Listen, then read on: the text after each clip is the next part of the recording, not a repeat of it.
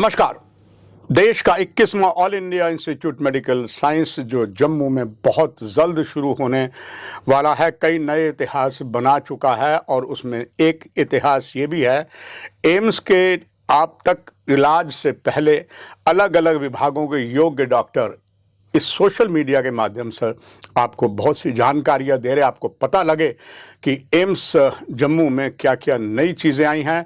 इससे पहले कई ऐसी बीमारियां थी, हमें उसे दो चार होना पड़ा, हमें कभी दिल्ली की ओर भागना पड़ा, कभी पंजाब की ओर भागना पड़ा। अब ऐसा नहीं होगा। All India institute medical sciences जो जम्मू में है और जिनकी प्रभार जो है वो सन ऑफ द सॉयल हैं डॉक्टर शक्ति कुमार गुप्ता। स्वाभाविक उन्हें दर्द भी ज़्यादा होगा कि मैं जम्मू के हर इलाज है बीमारियों का करूं, और इसी क्रम में आज हमने एक ऐसी शख्सियत को दावत दी है जिनका सब्जेक्ट आपके लिए बहुत महत्वपूर्ण है। वो है डिपार्टमेंट ऑफ एनाटॉमी की जो हमारे पास एसोसिएट प्रोफेसर मेरे साथ बैठी हैं, डॉक्टर शालिका शर्मा।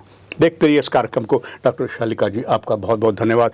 आपका पास एक साथ तगड़ा सब्जेक्ट है कि बच्चा जब माँ के गर्भ में होता है तो कई विकृतियाँ लगती, कई बीमारी उसकी माँ के गर्भ में बच्चे को हो जाती है। आम लोगों को डॉक्टर साहब पता नहीं लगता, अगर लगता भी है तो इलाज के लिए उन्हें दो चार होना पड़ता है, कोई कहीं भागता है, कोई थैंक्स गॉड एम्स आ गया है और इस विभाग में आप हैं। दर्शकों के लिए जानना चाहूँगा, जो माँ के गर्भ में जैसे ही बच्चा पलता है कई विकृति, कई बीमारियाँ लग जाती हैं, वो बीमारियाँ क्या हैं, उसके लक्षण क्या हैं और माता को या उसके परिवारजन को कैसे पता लगता है? सबसे पहले नमस्कार एवं धन्यवाद। मैं इस बारे में आपसे ये बात करना चाहती हूँ कि जब एक गर्भवती महिला अपने अंदर एक शिशु का निर्माण कर रही होती है, उस निर्माण के दौरान एक बहुत कॉम्प्लिकेटेड प्रोसीजर होता है।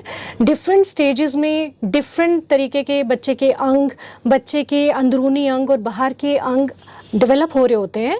उस टाइम पे उसका विकास भी हो रहा होता है।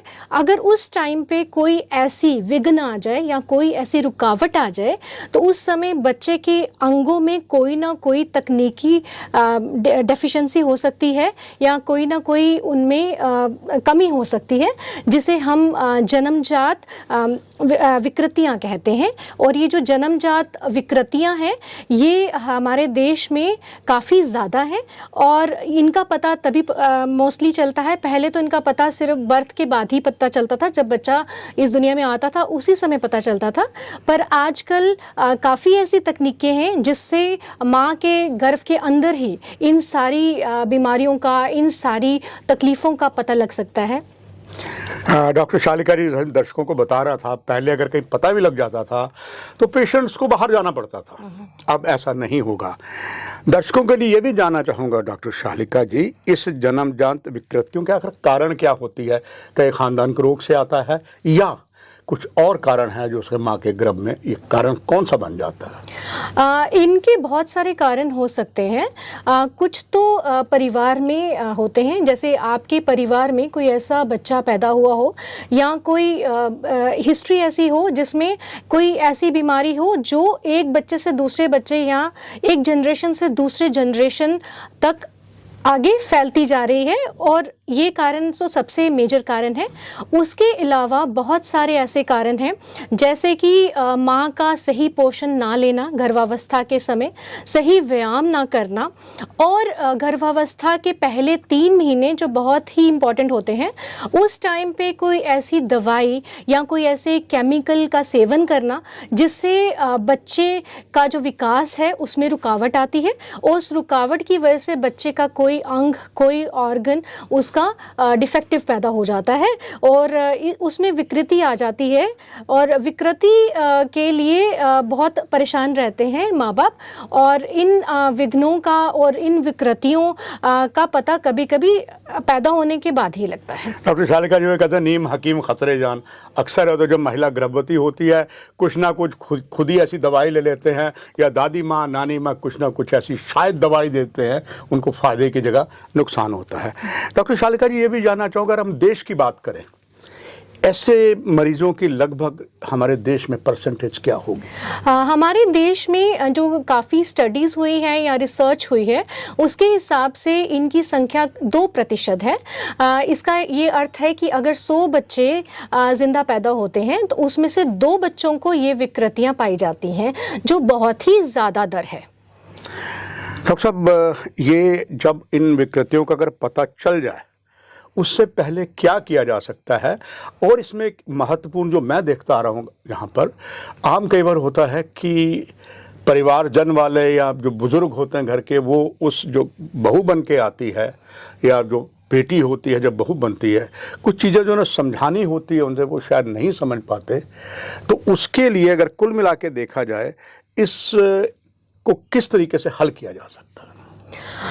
इसका हल तो थोड़ा मुश्किल है, पर फिर भी जब गर्भावस्था होती है और अगर परिवार में ऐसी कोई इतिहास है जिसमें पुराना या पहले कोई बुज़ुर्ग पैदा हुआ या कोई बच्चा पैदा हुआ जिसमें ये प्रॉब्लम है, तो उस टाइम पे जो गर्भवती महिला है उसको अपने गायनेकोलॉजिस्ट के पास जाना चाहिए, उसको सलाह लेनी चाहिए और जिस तरह से और पूरा इतिहास बताना चाहिए, छुपाना नहीं चाहिए।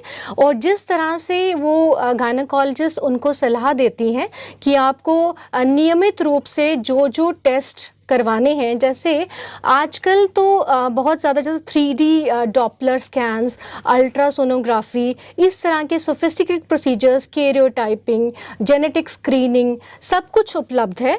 कुछ टेस्ट जम्मू में होते हैं, पर मेजॉरिटी जो है, जो काफ़ी कॉम्प्लिकेटेड प्रोसीजर्स हैं, वो बाहर भेजने पड़ते हैं।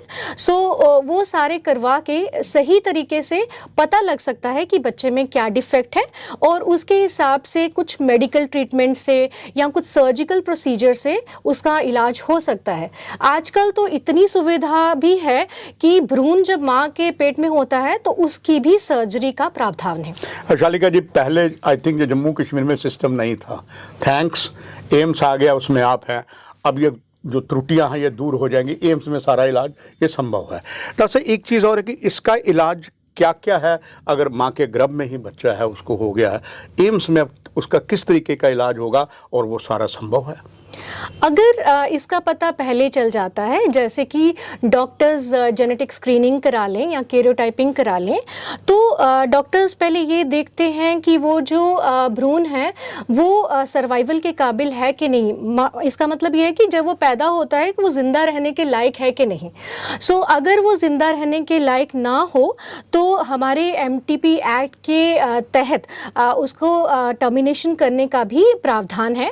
पर अगर उसमें कोई छोटी मोटी त्रुटि ही हो जो इलाज के लायक हो, तो क्या करते हैं कि उसके बाद प्लानिंग करते हैं कि बर्थ के बाद डॉक्टर्स ये प्लान करते हैं कि उन्हें क्या करना चाहिए। जैसे कि मैं एक उदाहरण दूंगी कि कुछ बच्चों को जैसे छोटी किडनी होती है, कुछ बच्चों को जैसे किडनी की जो पाइप है वो टाइट होती है, छोटी होती है, जिससे क्या होता है जब वो पैदा होते हैं तो धीरे धीरे धीरे वो किडनी ख़त्म होना शुरू हो जाती है, उसका काम ख़त्म हो जाता है और इसका बाद में ही पता चलता है 6 या 7 महीने के बाद, और तब तक बच्चे को रीनल फेलियर हो चुका होता है। सो अगर ये बीमारी का पता भ्रूण कि जब वो पेट में है माँ के उसी समय पता लग जाए तो डॉक्टर्स इमीडिएटली जैसे ही वो बच्चा बाहर आता है तो उस समय उसकी सर्जरी कर सकते हैं। सर्जरी करने के बाद वो उस पाइप को खोल सकते हैं जिसकी उसकी किडनी जो है वो बचाई जा सके।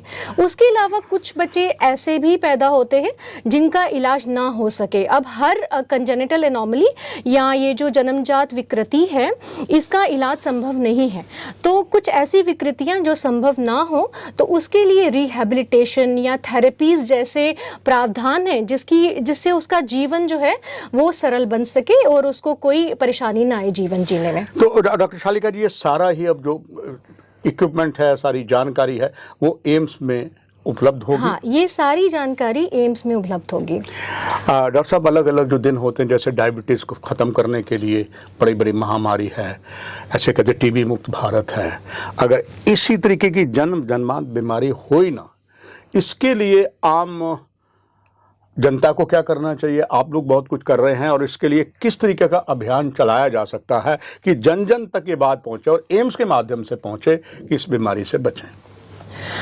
इस बीमारी के लिए सबसे पहले जिनके परिवार में इस चीज़ का इतिहास हो, उनको गर्भ धारण करने से पहले उन माँ बाप को जेनेटिक काउंसलिंग का प्रावधान है।